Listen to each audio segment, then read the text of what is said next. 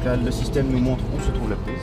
Le ministre souhaitait venir sur le terrain voir concrètement l'action des contrôleurs des transports routiers, avec ses différentes facettes, notamment lutte contre le cabotage illégal, et plus récemment la problématique de contrôle des travailleurs détachés. Donc il souhaitait vraiment voir sur le terrain ce qui se passait dans la pratique quotidienne des contrôleurs.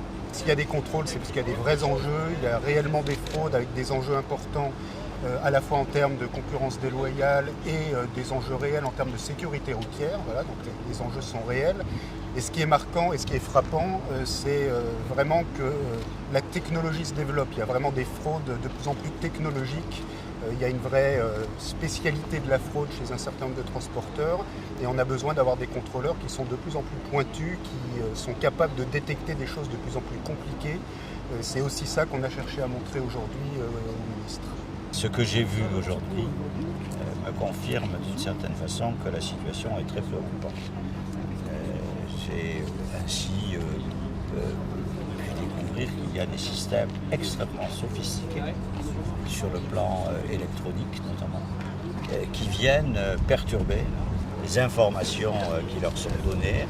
Alors le moins sophistiqué, on en a trouvé un aujourd'hui, c'est un aimant qui perturbe le champ magnétique et donc les appareils de contrôle et notamment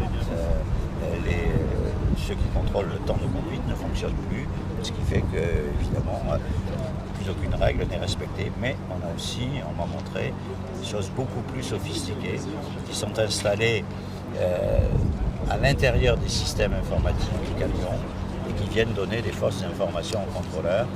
Ça ne me fait que me confirmer à la fois dans les orientations que je défends, mais comme le ministre allemand notamment devant la Commission européenne, et probablement aussi sur une idée que j'ai souvent portée dans le débat européen, celle de la création d'une agence européenne de contrôle, car il faut harmoniser les moyens de contrôle, où la puissance publique française, européenne, doit avoir les moyens de contrôler ceux qui sont tout simplement des délinquants. Et la volonté du gouvernement français, elle est évidemment d'être en première ligne dans ce combat.